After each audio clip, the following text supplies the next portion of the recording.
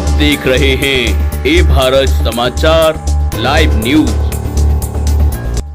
अलीगढ़ में 2024 के लोकसभा चुनाव से पहले भारतीय जनता पार्टी के द्वारा लगातार बैठक की जा रही है, जिससे 2024 के चुनावों का माहौल तैयार किया जा सके। इसको लेकर आज भी ब्रज क्षेत्र अध्यक्ष व प्रदेश अध्यक्ष की मौजूदगी में एक अहम बैठक का आयोजन किया गया। प्रदेश अध्यक्ष भूपेंद्र चौधरी के द्वारा जानकारी देते हुए बताया गया कि मौजूदा सरकार में गरीबों को तरह तरह की योजनाओं से लाभान्वित किया जा रहा है। साथ ही मौजूदा सरकार में आम जनता को तरह तरह की सुविधाएं भी मुहैया कराई जा रही हैं।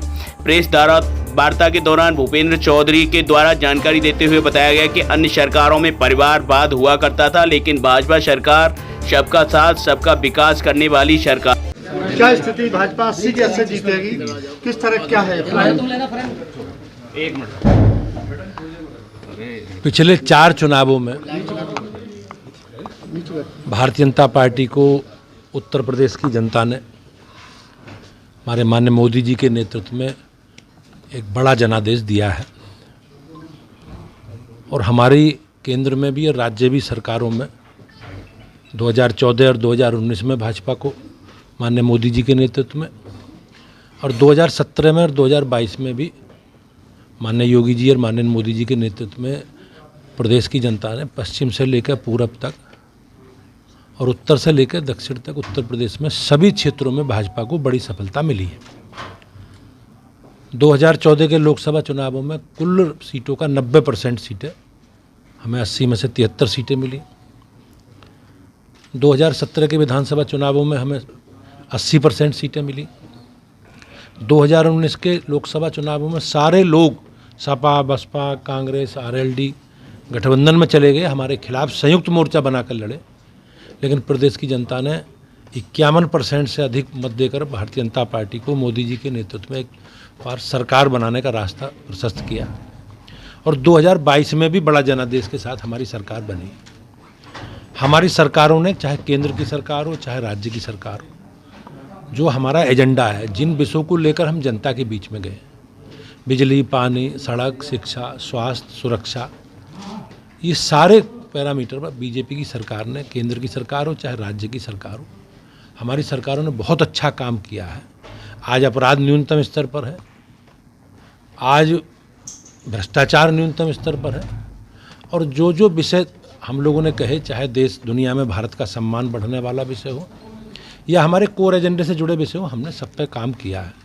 भारतीय जनता पार्टी का एक कार्यकर्ता अपने संपर्क, अपने कार्यक्रम, अपने अभियानों के माध्यम से लगातार हम जनता के बीच में हैं। अभी आपने देखा होगा कि माननीय प्रधानमंत्री जी के नेतृत्व की सरकार को 9 वर्ष पूरा होने के उपलक्ष्य में हमने एक अभियान चलाया। हम घर घर तक गए अपना रिपोर्ट कार्ड लेकर। अभी माननीय प्रधानमंत्री जी के जन्मदिन 17 सितंबर से लेकर महात्मा गांधी जी की जयंती तक हमने अपने संगठनात्मक काम भी, रचनात्मक विषय भी और सेवा के कामों के माध्यम से भी हम लगातार समाज के बीच में हैं, जनता के बीच में हैं।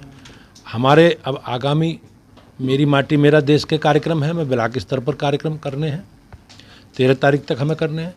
हमें पूरे प्रदेश भर में 6 क्षेत्रों में अनुसूचित जाति के सभी सामाजिक वर्गों के बड़े बड़े सम्मेलन क्षेत्र के हिसाब से हमें करने हैं। हमारी पार्टी हमेशा हमारी सरकार की या हमारी पार्टी की जो नीतियां हैं, हमारी सरकार की नीति है, हमारा काम गरीब कल्याण के लिए समर्पित है।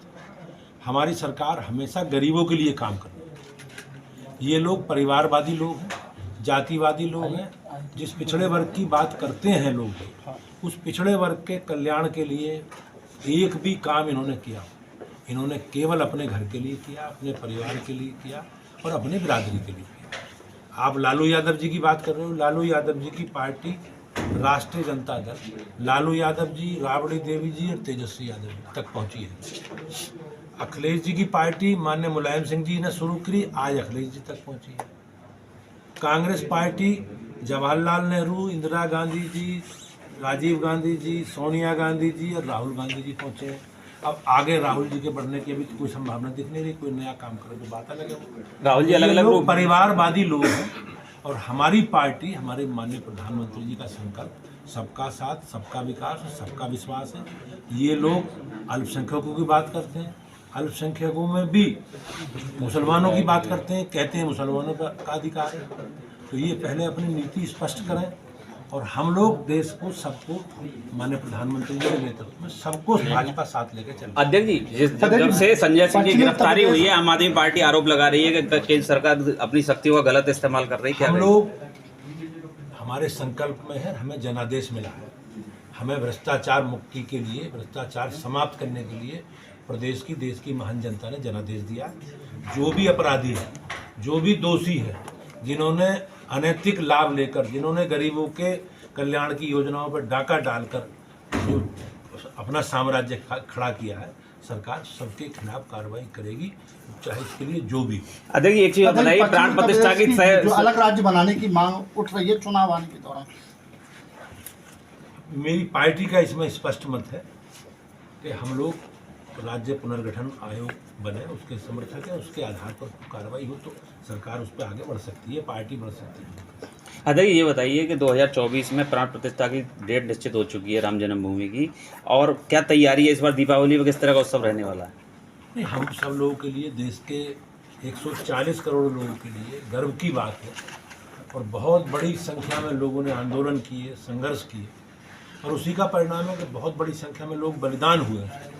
और आपने देखा होगा अपने जीवन काल में, आज से 30 वर्ष पहले समाजवादी पार्टी की सरकार के समय, मुलायम सिंह जी के समय, इस प्रकार से कार सेवा करने गए निहत्थे लोगों को नरसंहार किया गया, बड़ी संख्या में उनकी हत्या की। तो हमारे लिए गर्व की बात है, हमारी सरकार माननीय न्यायालय के आदेश पर भव्य राम मंदिर का निर्माण कर रही है, और हम लोग के सामने, हम लोग के जीवन काल में एक भव्य राम मंदिर का निर्माण हो, ये हमारी सभ्यता, हमारी संस्कृति